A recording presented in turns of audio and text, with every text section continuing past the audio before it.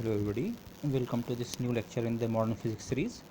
Modern physics में हम itself nuclear physics study कर रहे थे।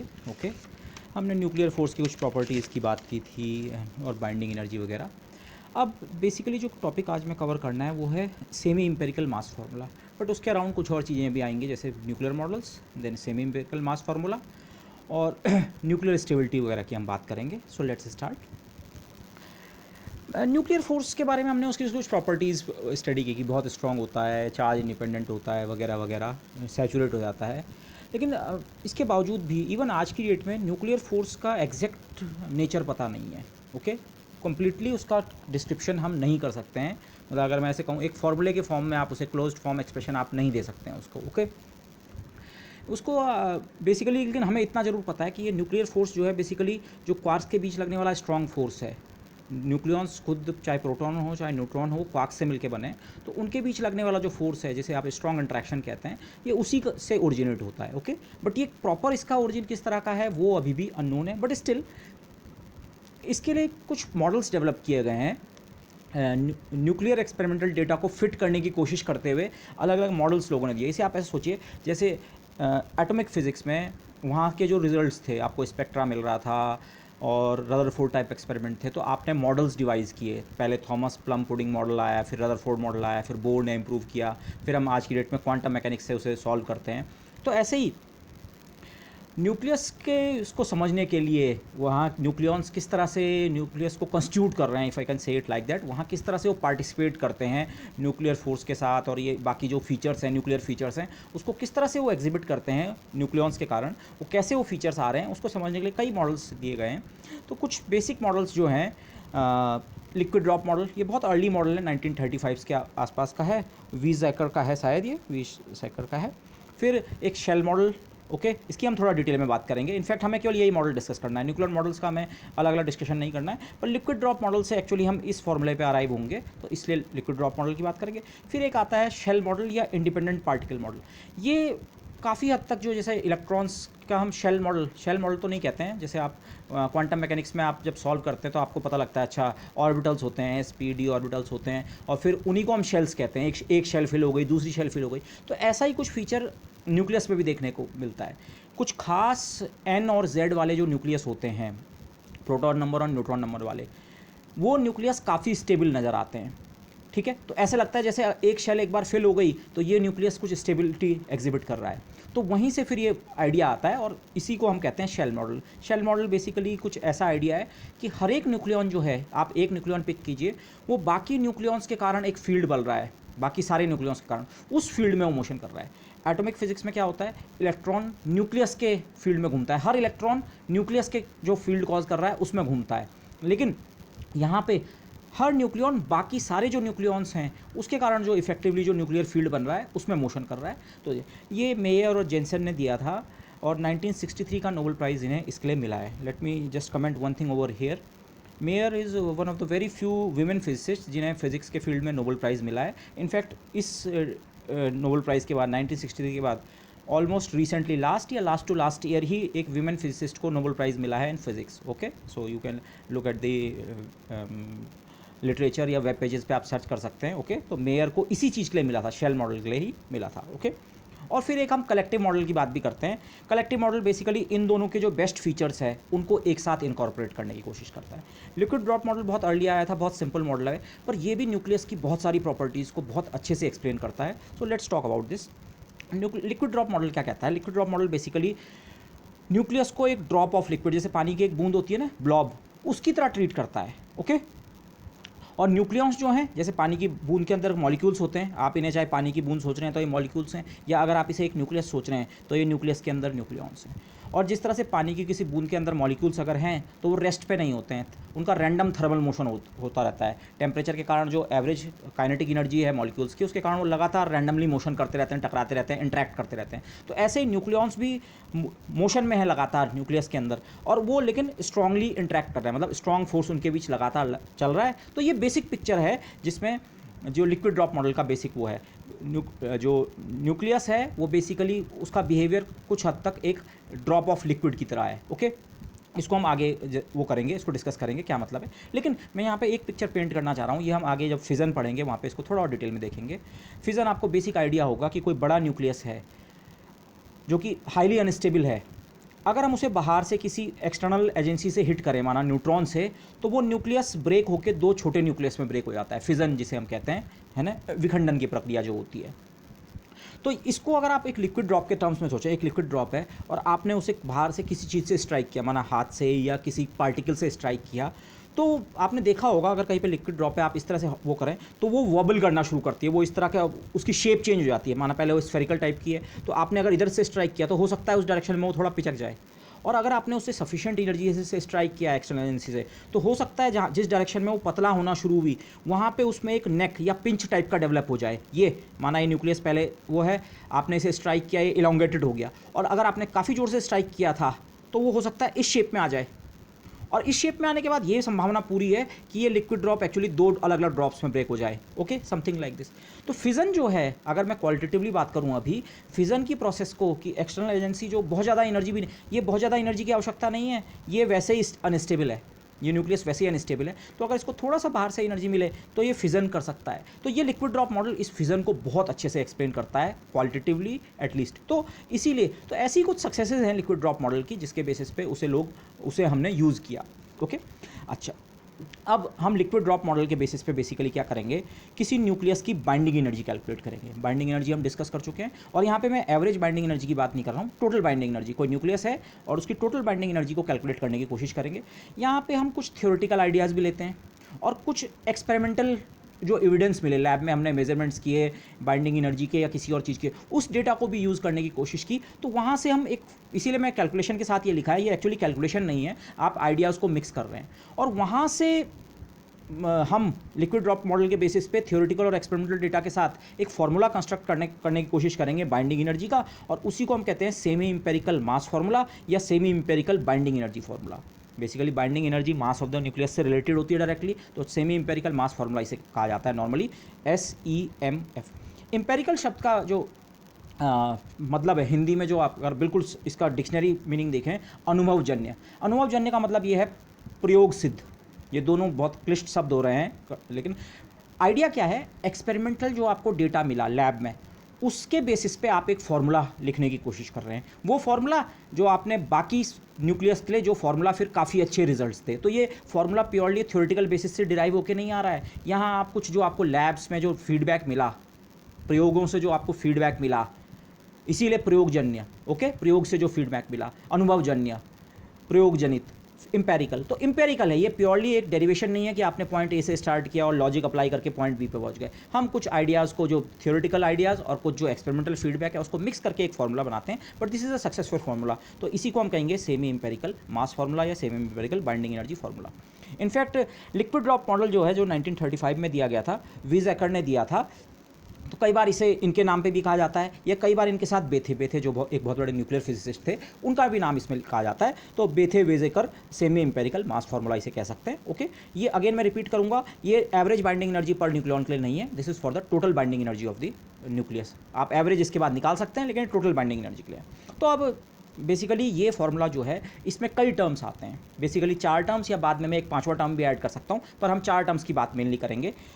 अगर हम न्यूक्लियस को एक उसकी तरह ट्रीट कर रहे हैं, वाटर के या किसी लिक्विड की बॉल की तरह ट्रीट कर रहे हैं, ड्रॉप की तरह ट्रीट कर रहे हैं, तो पहला जो वो है टर्म जो हम लिखेंगे, वो इस बेसिस पे आता है। एक्सपेरिमेंटली हमने बाइंडिंग एनर्जी कर्व देखा था कि अलग अलग न्यूक्लियस के लिए बाइंडिंग एनर्जी देखी गई, फिर एवरेज बाइंडिंग एनर्जी प्लॉट की गई। तो लगभग सारे न्यूक्लियस के लिए, बहुत लाइटर न्यूक्लियस को छोड़ दें तो लगभग A=20 या 30 से ऊपर वाले न्यूक्लियस के लिए, लगभग हर न्यूक्लियस के लिए binding energy per nucleon constant बनती है, लगभग 7.8 या 8 MeV के आसपास। ओके, तो बाइंडिंग एनर्जी पर न्यूक्लियन जो कि 8 MeV के आसपास कांस्टेंट है, ये एक्सपेरिमेंटल एविडेंस है हमारे पास। ओके, तो इसको हमने पीछे इस तरह से डिस्कस किया था, क्योंकि न्यूक्लियर फोर्स सैचुरेट हो जाता है, नियरेस्ट नेबर इंटरेक्शन होता है, इसलिए वो कुछ इस तरह की प्रोसेस के टर्म में। पर अब इस एक्सपेरिमेंटल एविडेंस को मैं अगर यूज़ करूँ, तो ये सीधे सीधे बता रहा है binding energy per nucleon constant है, न्यूक्लियंस का नंबर A है, तो इसका मतलब binding energy is proportional to A। ये A का फैक्टर आप इधर ले जाओ, तो बाइंडिंग एनर्जी किसी न्यूक्लियस की जो टोटल बाइंडिंग एनर्जी, ये टोटल बाइंडिंग एनर्जी है, टोटल बाइंडिंग एनर्जी किसी न्यूक्लियस की सीधे सीधे उसके मास नंबर के क्या है, प्रोपोर्शनल। और इस चीज़ को आप इसको हम लेकिन वॉल्यूम टर्म क्यों कह रहे हैं? ओके, ये फार्मूला हमारे पास था रेडियस के अप्रॉक्सीमेशन के लिए। एक फार्मूला था कि r is equal to r0 e⁻⁴ r0 कोई कांस्टेंट है, ये अलग अलग न्यूक्लियस के लिए 1 फर्मी से लेकर 2 फर्मी की रेंज में हो सकता है, बट ये था। तो अगर मैं किसी न्यूक्लियस जिसका रेडियस कैपिटल R है उसका वॉल्यूम कंप्यूट करूँ, वॉल्यूम होता है 4/3 पाई r क्यूब, तो क्यूब करेंगे तो क्यूब में ये r0 तो एक कांस्टेंट है, इसका तो क्यूब आएगा ही, पर a⁻1/3 का क्यूब a। किसी न्यूक्लियस का वॉल्यूम a के प्रोपोर्शनल होता है।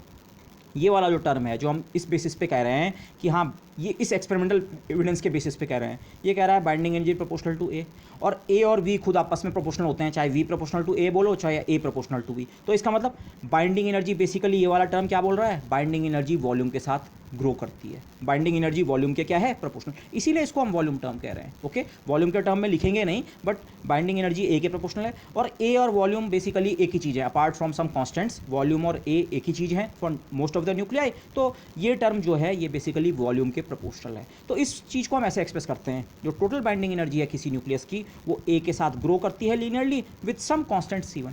C1 अभी एक अननोन कांस्टेंट है, ओके, हम इसे बाद में फिक्स करने की कोशिश करेंगे, बट बाइंडिंग एनर्जी में एक टर्म जो है इस एक्सपेरिमेंटल बेसिस पे हम लिख सकते हैं C1a। जितना a ज़्यादा होगा उतनी बाइंडिंग एनर्जी क्या होगी, ज़्यादा। a बड़ा है, न्यूक्लियस ज़्यादा टाइटली बाउंड होता है। ओके, दिस क्योंकि एवरेज बाइंडिंग एनर्जी लगभग a के साथ कांस्टेंट है, तो अगर टोटल बाइंडिंग एनर्जी a से मल्टीप्लाई करके बनेगी तो वो a के साथ क्या कर रही है, ग्रो कर रही है। तो ये हो गया फर्स्ट टर्म जिसको मैंने TV लिखा है, term corresponding to volume, volume term. Volume term किस टाइप का है, a के प्रोपोर्शनल है, तो सम कांस्टेंट C1a टाइप का। ओके, अच्छा, दूसरा टर्म जो हम बात करते हैं लिक्विड ड्रॉप मॉडल के बेसिस पे वो है surface term.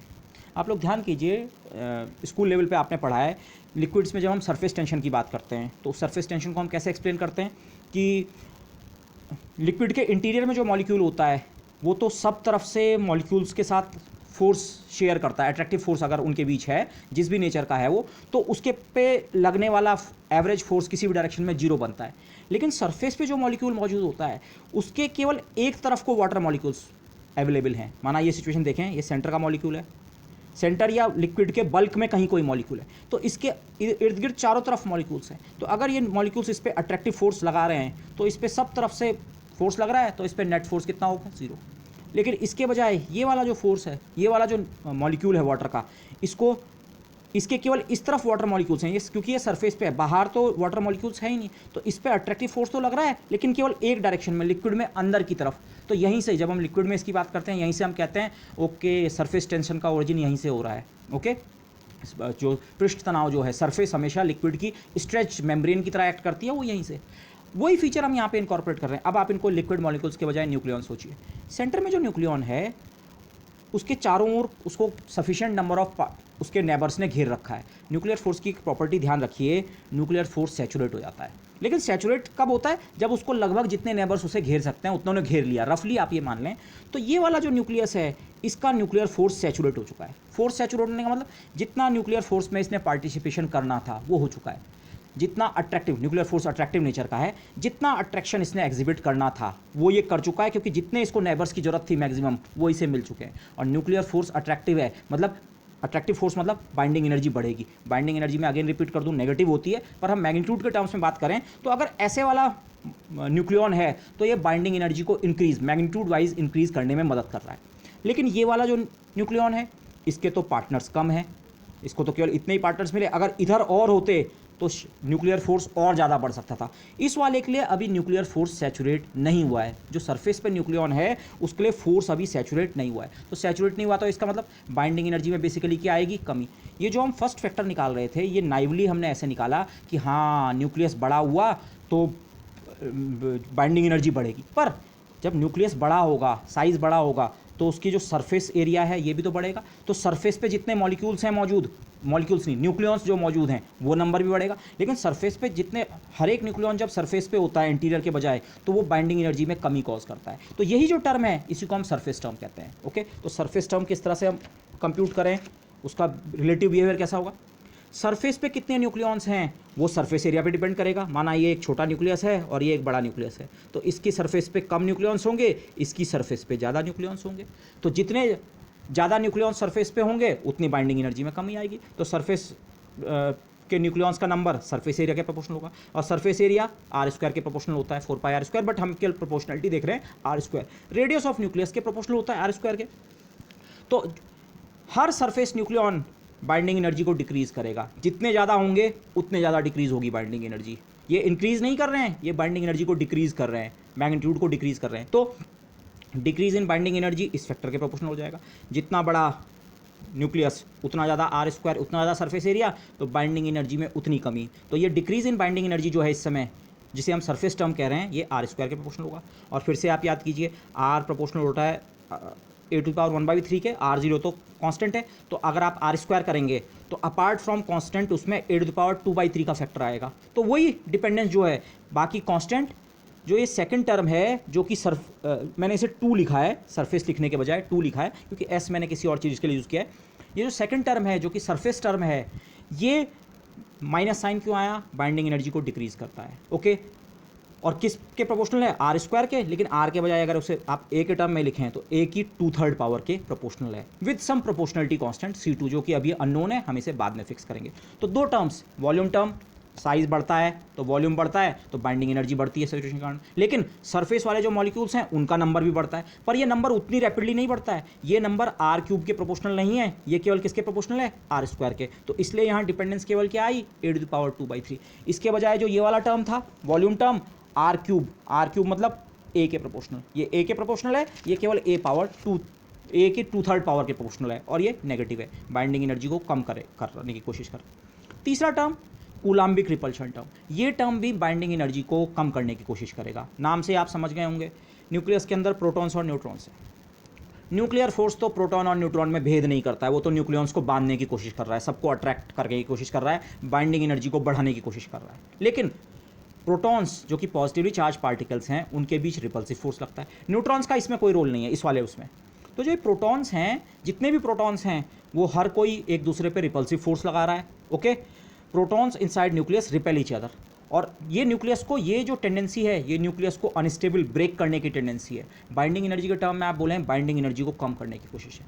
Binding energy high होगी तो न्यूक्लियस ज़्यादा स्टेबल होगा, बाइंडिंग एनर्जी कम होगी तो न्यूक्लियस अनस्टेबल होगा। तो ये बेसिकली बाइंडिंग एनर्जी में कमी, न्यूक्लियस को ब्रेक करने की कोशिश कर रहा है। इनफैक्ट जो हम कहते हैं कि जो हैवियर न्यूक्लियस होते हैं, इनफैक्ट Z>83 के से ऊपर के न्यूक्लियस सारे के सारे अनस्टेबल होते हैं। लेड से ऊपर हम कहते हैं, लेड को हम लास्ट स्टेबल एलिमेंट मानते हैं।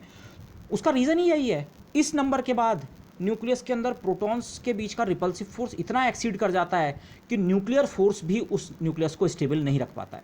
न्यूक्लियर फोर्स की हमने प्रॉपर्टी पढ़ी थी कि न्यूक्लियर फोर्स बहुत स्ट्रांग होता है, लेकिन जब नंबर ऑफ प्रोटॉन्स बहुत ज़्यादा हो जाते हैं तो फिर ये फोर्स प्रोटॉन्स के बीच का कूलाम्बिक रिपल्शन फोर्स जो है, ये भी लार्ज हो जाता है, काफ़ी लार्ज। तो ये न्यूक्लियस को क्या कर देता है? अनस्टेबल कर देता है। ओके, न्यूक्लियर स्टेबिलिटी की हम थोड़ा बात करेंगे अभी। तो ये टर्म को, जो प्रोटॉन्स के बीच रिपल्शन है, वो बाइंडिंग एनर्जी को कम कर रहा है। माना आप एक प्रोटॉन और दूसरा प्रोटॉन, 2 प्रोटॉन्स इस न्यूक्लियस के अंदर हैं कहीं भी, उनके बीच जो लगने वाला कूलाम्बिक फोर्स है, उसके जो एनर्जी होती है, बेसिकली कूलाम्बिक पोटेंशियल एनर्जी, वो किस प्रकार की होती है? K 1/4πε0, Q1 Q2 दोनों का चार्ज E और E है, प्लस E/R, R उनके बीच की डिस्टेंस। अब अगर आप इस तरह से सोचें, अच्छा एक प्रोटॉन यहाँ है और एक यहाँ है और एक यहाँ है, आप अलग अलग पेयर्स ऑफ प्रोटॉन्स के लिए ये वैल्यू कैलकुलेट करेंगे, R की वैल्यू अलग अलग होगी। पर एक हम एवरेज अगर नंबर निकालना चाहें, 2 प्रोटॉन्स के बीच की डिस्टेंस कितनी होगी? न्यूक्लियस का साइज किस ऑर्डर का है? R, उसके रेडियस के ऑर्डर का। तो इस डिस्टेंस को हम R रेडियस के ऑर्डर का ही मान लेते हैं। हर प्रोटॉन के पेयर के लिए ये डिस्टेंस वैसे अलग अलग होगी, पर एक रफ कैलकुलेशन के लिए, और रफ नहीं, this is a very good calculation, हम ये मान सकते हैं लगभग हर पेयर ऑफ प्रोटॉन्स के बीच की जो डिस्टेंस है वो लगभग किसके बराबर है? न्यूक्लियर रेडियस के बराबर है। तो एक पेयर ऑफ प्रोटॉन्स के लिए जो कूलाम्बिक रिपल्शन एनर्जी है वो लगभग इस प्रकार की है, K² टाइप की है। ओके, लेकिन न्यूक्लियस के अंदर केवल एक प्रोटॉन पेयर थोड़ी है कि 2 प्रोटॉन्स हैं, न्यूक्लियस के अंदर होते हैं Z प्रोटॉन्स। तो अगर आप इसमें से पहला प्रोटॉन किसी को पकड़ें तो ये दूसरे प्रोटॉन के साथ भी रिपल्सिव कॉज कर रहा होगा, उसके कारण इतनी एनर्जी, तीसरे के साथ भी, चौथे के साथ भी, पांचवें के साथ भी। एक प्रोटॉन आपने अलग किया तो बाकी कितने प्रोटॉन्स बचे? Z-1। तो एक प्रोटॉन का Z-1 के साथ रिपल्सिव वो बन रहा है, कूलाम्बिक टर्म बन रहा है इस प्रकार का। और इसके बाद आप दूसरे वाले को काउंट करें दूसरे वाले का पहले वाले के साथ भी पेयर बनेगा, पर उसको आप पहले ही काउंट कर चुके हैं, तो लास्ट में हम 2 से डिवाइड कर देंगे। लेकिन दूसरे वाले के भी कुल कितने पेयर बनेंगे? z-1 पेयर बनेंगे। तीसरे वाले के भी z-1 पेयर्स, चौथे वाले के भी z-1। तो ऐसे कुल कितने प्रोटॉन्स हैं? z।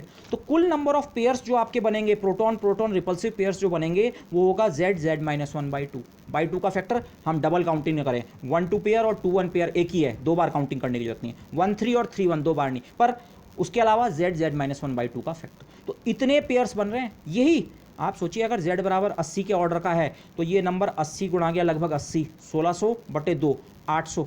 ये एनर्जी 800 गुना हो जा रही है।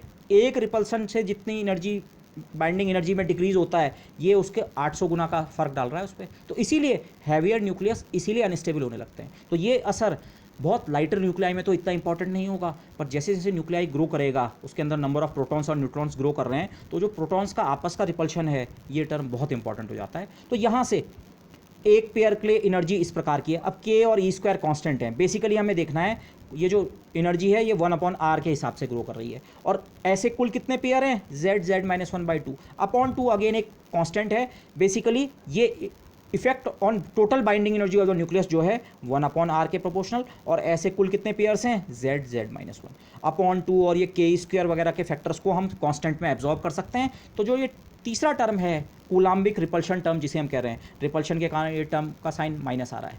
ये बाइंडिंग एनर्जी को बढ़ा नहीं रहा है, घटा रहा है, न्यूक्लियस को अनस्टेबल करने की कोशिश कर रहा है, minus sign z-1/r। Again r होता है a⁻1/3 के प्रोपोर्शनल। तो a के टर्म में आप लिखें तो a⁻1/3। हम r के टर्म में बात करते हैं, यहाँ ये टर्म r² के प्रोपोर्शनल है, ये 1/r के प्रोपोर्शनल है, ये r³ के प्रोपोर्शनल है, पर लास्ट में हम r डिपेंडेंस को a डिपेंडेंस में कन्वर्ट कर देते हैं, a या z डिपेंडेंस में। तो आपके फॉर्मूले में जो टर्म्स आएंगे उनमें या तो a आएगा, इसमें a आ रहा है, सम कांस्टेंट इनटू a। अगले टर्म में भी सम कांस्टेंट इनटू a⁴। इस वाले में a और z दोनों का रोल आ रहा है, प्रोटॉन्स का नंबर भी और मास नंबर का भी। ओके, तो हम रेडियस के बाद उन चीज़ों को इस बेसिक एक्सप्रेशन की मदद से a के टर्म में कन्वर्ट करते जा रहे हैं। तो ये हो गया कूलाम्बिक रिपल्शन टर्म।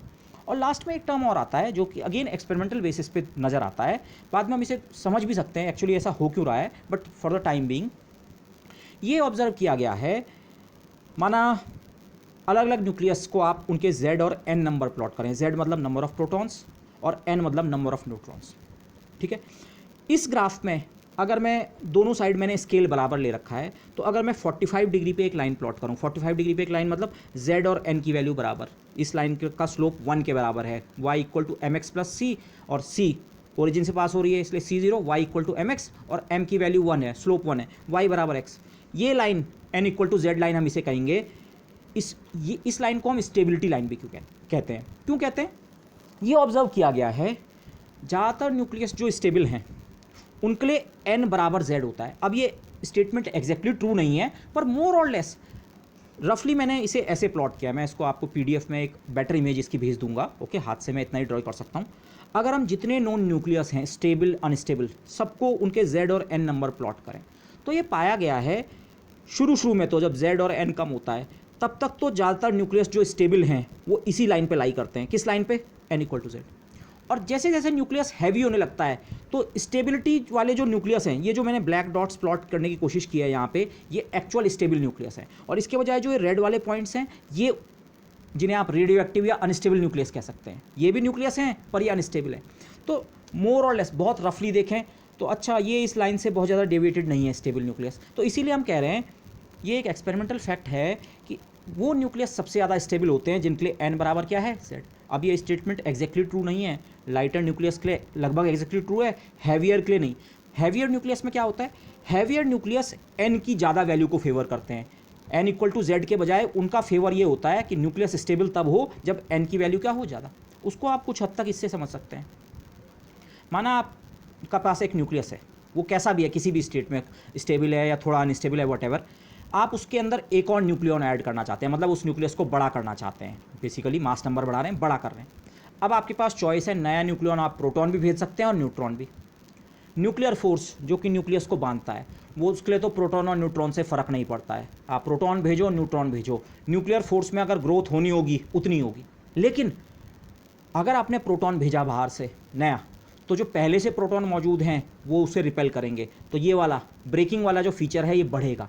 इसके बजाय अगर आप न्यूट्रॉन इंट्रोड्यूस कर रहे हैं तो ये रिपल्सिव टर्म का कोई असर बढ़ने वाला नहीं है। जितना पहले से जितने प्रोटॉन्स मौजूद हैं वो जितना ब्रेक करने की कोशिश कर रहे हैं उतना ही असर रहेगा। तो हैवियर न्यूक्लियस में ये टेंडेंसी पाई गई है, जिसे आप इस फिगर में भी देख रहे हैं कि वो लार्जर नंबर ऑफ न्यूट्रॉन्स को फेवर करते हैं in place of larger number of protons. Heavier nucleus में पाया गया है कि n=z के बजाय वो थोड़ा n की थोड़ा लार्जर वैल्यू को p के बजाय फेवर करते हैं। Okay, but despite this fact, ये जो फैक्ट फीचर है कि लगभग सारे न्यूक्लियस की स्टेबिलिटी ये बताती है कि उनके n और z नंबर ऑफ न्यूट्रॉन और प्रोटॉन लगभग क्या होते हैं, बराबर। तो स्टिल n बराबर z वाले काफ़ी स्टेबल होते हैं। स्टेबिलिटी का मतलब क्या है, उनकी क्या है, बाइंडिंग एनर्जी ज़्यादा। इसके बजाय जिन न्यूक्लियस के लिए n या तो z से कम होता है या n z से ज़्यादा होता है, नंबर ऑफ प्रोटॉन न्यूट्रॉन या तो कम या ज़्यादा होते हैं एक दूसरे से, वो कंपैरेटिवली मैं अनस्टेबल तो नहीं कहूँगा पर कम स्टेबल पाए गए हैं। तो इसका मतलब उनकी बाइंडिंग एनर्जी क्या है, कम। तो इसका मतलब एक फैक्टर ऐसा भी होना चाहिए जो इस चीज़ का ध्यान रख रहा है कि n=z वाले फेवर्ड हैं और n अगर z से डिफरेंट है तो वो फेवर्ड नहीं है। तो ये फैक्टर नॉर्मली इस तरह से इनकॉर्पोरेट किया जाता है। ये टर्म आप इसे सिमेट्री टर्म भी कह सकते हैं या एसिमेट्री भी। ओके, सिमेट्री को फेवर कर रहा है या एसिमेट्री को डिसफेवर कर रहा है, इधर वे। तो मैं इसे टीएस लिख रहा हूँ, टी फॉर सिमेट्री। इसीलिए मैंने यहाँ टीएस यूज़ नहीं किया था, सरफेस नहीं, मैंने इसे सेकंड टर्म लिख दिया था। तो ये जो सिमेट्री टर्म है ये n-z, n z से कितना कम या है या ज़्यादा उस नंबर को मेज़र करेगा और उसका स्क्वायर n z से कम हो या ज़्यादा हो। अगर n और z में डिफरेंस है तो पॉजिटिव नेगेटिव कुछ भी हो, स्क्वायर होने से वो ख़त्म हो जाएगा। Overall minus sign. एसिमेट्री अगर होगी, n बराबर z होगा तो ये टर्म ज़ीरो। एसिमेट्री नहीं है, न्यूक्लियस सिमेट्रिकल है, इस लाइन पे लाई कर रहा है, ओके स्टेबल। लेकिन अगर न्यूक्लियस में n z से ज़्यादा या n z से कम है तो ये नंबर कुछ कंट्रीब्यूट करेगा। उसके अलावा एक a का फैक्टर डिनोमिनेटर में भी आता है, बेसिकली साइज से भी इसका रिलेशन होता है।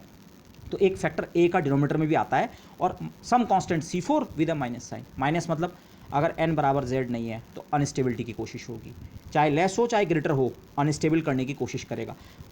अगर ये स्क्वायर का फैक्टर नहीं होता तो अगर n z से ज़्यादा है तब तो ये टर्म नेगेटिव बनता, पर n अगर z से कम होता तब ये टर्म पॉजिटिव बनता। बट चाहे n z से कम हो चाहे n z से ज़्यादा हो, ये टर्म अनस्टेबिलिटी ही लाता है, बाइंडिंग एनर्जी में कमी लाता है। तो इसका मतलब इसका स्क्वायर लिया गया है। ओके, तो ये टर्म जो है इसे हम कहते हैं एसिमेट्री टर्म। ओके, और n-z को आप मास नंबर के टर्म में लिखें तो इसे आप a-2z भी लिख सकते हैं। ओके, आप एक z ऐड और सब्ट्रैक्ट कर दें तो 2z-2z हो गए और n+z मिल के आपका a। ओके, तो वैसे भी लिख सकते हैं। तो ये है। तो अगर अब मैं इन सारे टर्म्स को कलेक्ट कर दूं, और पॉसिबली एक आध टर्म्स और भी हो सकते हैं जिनकी बात मैं बाद में करूंगा, पर मेनली यही टर्म्स, वही बनता है हमारा सेमी इंपेरिकल मास फार्मूला। आपने कुछ कहीं थ्योरेटिकल आइडिया लिया, कहीं एक्सपेरिमेंटल से फीडबैक लिया, मिला जुला के आपने एक फार्मूला कंस्ट्रक्ट करने की कोशिश की, total binding energy of a certain nucleus.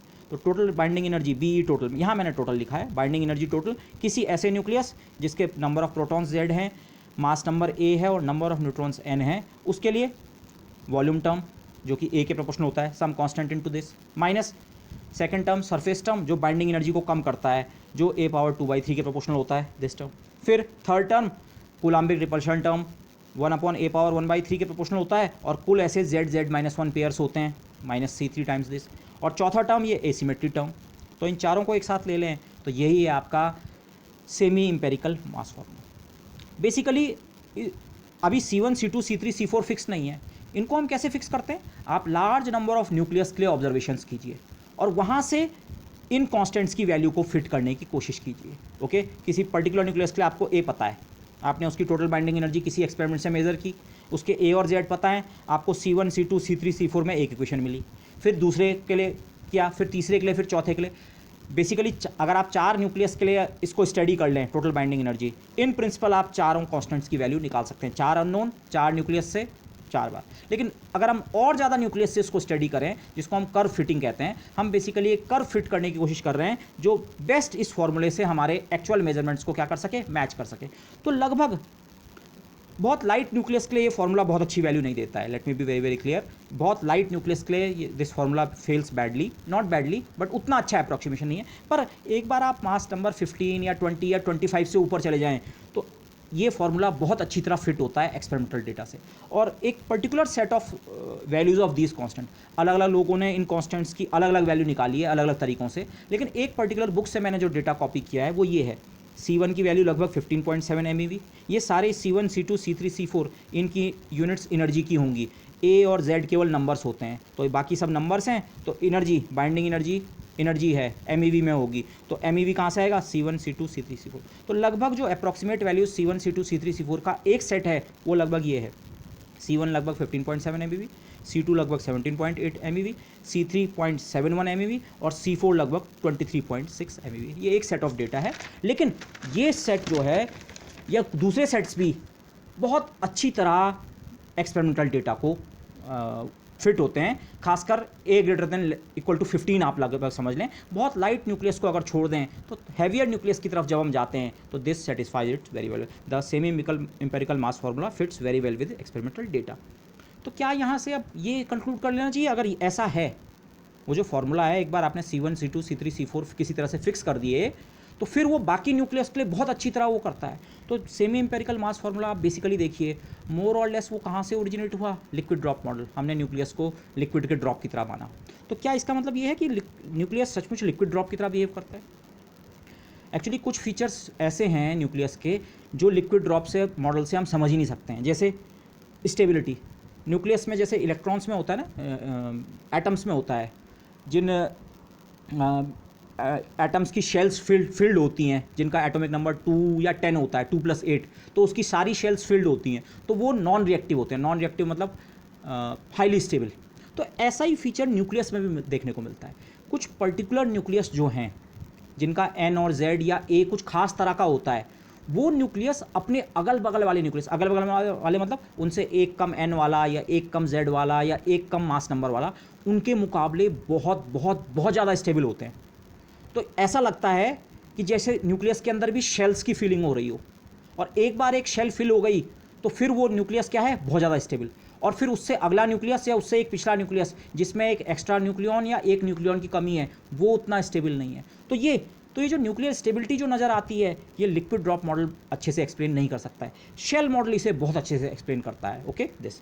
ऐसे ही न्यूक्लियस का जो एंगुलर मोमेंटम है, उसके बारे में भी यहाँ से कोई खास इन्फॉर्मेशन नहीं मिलती है। कोई एक्सपेरिमेंटल डेटा के लिए कोई बहुत ज़्यादा यहाँ से आप आर्ग्यू नहीं कर सकते हैं, लेकिन शेल मॉडल से आप एंगुलर मोमेंटम के प्रेडिक्शंस भी बहुत अच्छे से कर सकते हैं। इनफैक्ट वो मैच करते हैं बहुत अच्छी तरह। ओके, तो ये, लेकिन फिर भी जैसे मैंने पहले कहा, एक तो semi empirical mass formula liquid drop model की आप एक सक्सेस अगर कहें, और दूसरा जो मैंने फिजन की आपको पिक्चर प्रेजेंट की थी, ये वाली रफली ये वाली पिक्चर, जिसको हम आगे थोड़ा डिटेल में पढ़ेंगे, ये फिजन को लिक्विड ड्रॉप मॉडल काफ़ी अच्छे से एक्सप्लेन करता है। एटलीस्ट क्वालिटेटिवली तो बहुत अच्छे से फिजन को आप समझ सकते हैं कि फिजन में हो क्या रहा है, बड़ा न्यूक्लियस किस तरह से दो छोटे न्यूक्लियस में ब्रेक हो सकता है। ओके, और मैं एक टर्म की बात और कर रहा था, एक या और टर्म्स भी हो सकते हैं। हमने केवल 4 टर्म्स इंक्लूड किए सेमी एम्पिरिकल मास फार्मूला में।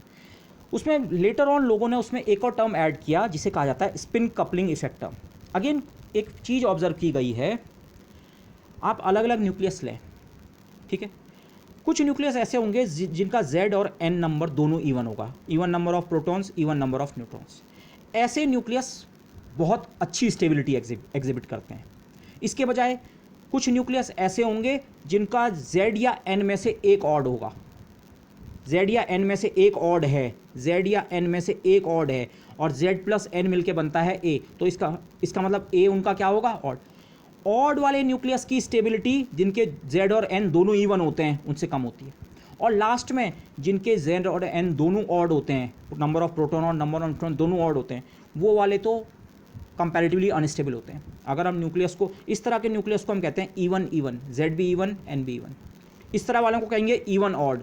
इवन ऑड का मतलब एक ऑड है एक इवन है, कौन सा है उससे ज़्यादा फर्क नहीं पड़ता है, Z ऑड है चाहे N ऑड है, लेकिन एक ऑड है एक इवन, और इनको कहेंगे ऑड ऑड न्यूक्लियस। तो ये ऑब्जर्व किया गया है, इवन इवन न्यूक्लियस स्टेबल होते हैं, highly stable, comparatively highly stable let me से। इवन ऑड वाले मीडियोकर स्टेबिलिटी, और ऑड ऑड वाले कंपैरेटिवली कम स्टेबल होते हैं।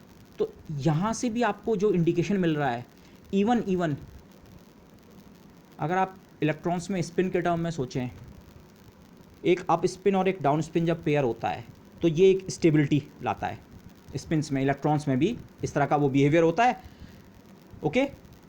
तो ऐसा ही कुछ हो रहा है, इवन नंबर ऑफ प्रोटॉन्स, मतलब एक इलेक्ट्रॉन दूसरे के साथ एक कंप्लीट पेयर बना रहा है। माना 6 प्रोटॉन्स हैं, इवन नंबर है, एक पेयर, दूसरा पेयर, तीसरा पेयर, 3 पेयर्स ऑफ स्पिन आपके कंस्ट्रक्ट हो गए। प्रोटॉन का स्पिन हाफ होता है, अप स्पिन डाउन स्पिन वहाँ होता है, तो 6 शायद इस तरह से एक दूसरे को अरेंज कर रहे हैं, तो इस सिस्टम का नेट स्पिन में कोई कंट्रीब्यूशन नहीं है। लेकिन इसके बजाय अगर किसी न्यूक्लियस में केवल 5 प्रोटॉन या केवल 5 न्यूट्रॉन हो, किसी की भी एक बात कर रहे हैं, तो वहाँ जब पेयरिंग होगी, एक पेयर, दूसरा पेयर, और एक लास्ट में एक आपका प्रोटॉन या न्यूट्रॉन क्या रह जाएगा, अनपेयर्ड। प्रोटॉन्स और न्यूट्रॉन्स इस तरह की पेयरिंग अलग अलग करते हैं। प्रोटॉन्स का अलग पेयर बनेगा, न्यूट्रॉन्स का अलग पेयर बनेगा। तो प्रोटॉन के पेयर बनाए, न्यूट्रॉन के पेयर बनाए, दोनों अगर इवन हैं तो दोनों के पेयर कंप्लीट बनेंगे। अगर Z और N में से एक इवन एक ऑड है तो एक का पेयर तो कंप्लीट बनेगा और एक में एक अनपेयर्ड साथी रह जाएगा। और अगर दोनों ऑड हैं Z और N, तो प्रोटॉन्स का भी पेयर में एक अनपेयर्ड साथी छूट जाएगा और न्यूट्रॉन्स में भी एक अनपेयर्ड साथी छूट जाएगा। तो ये फीचर, इसीलिए ये जो एक्सपेरिमेंटल फैक्ट है कि ये वाले ज़्यादा स्टेबल हैं, ये इनकी स्टेबिलिटी मीडियोकर है और इनकी स्टेबिलिटी बहुत कम है, ये ऐसा बता रहा है कि ये फीचर बेसिकली कहाँ से आ रहा है, स्पिन कपलिंग के कारण। स्पिन्स अगर सारे आपस में एक दूसरे से कपल हो गए, पेयर्स बना दिए, तो न्यूक्लियस स्टेबल है, और अगर पेयर नहीं बना पाया तो न्यूक्लियस क्या है, अनस्टेबल। इस फीचर को नॉर्मली इस तरह से एक्सप्रेस किया जाता है, डेल, जो कि ए और जेड पे, डेल टर्म का नाम है spin coupling effect term. Del मतलब डेल हम नॉर्मली डिफरेंस के लिए यूज़ करते हैं, तो ए और जेड डिफरेंस किस सब में, इवन इवन है कि इवन ऑड है कि ऑड ऑड है। अगर ये दोनों टर्म्स इवन होते हैं तो हम इस कंट्रीब्यूशन को पॉजिटिव लेते हैं, some positive value.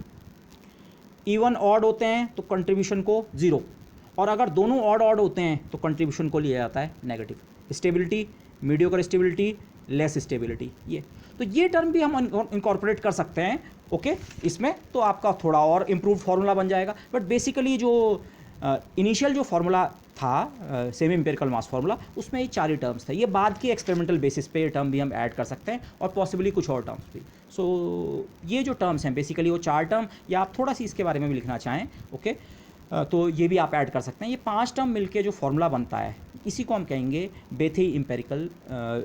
बेथी-वाइजेकर semi empirical mass formula, okay. With this I would like to end this lecture. Thank you everybody.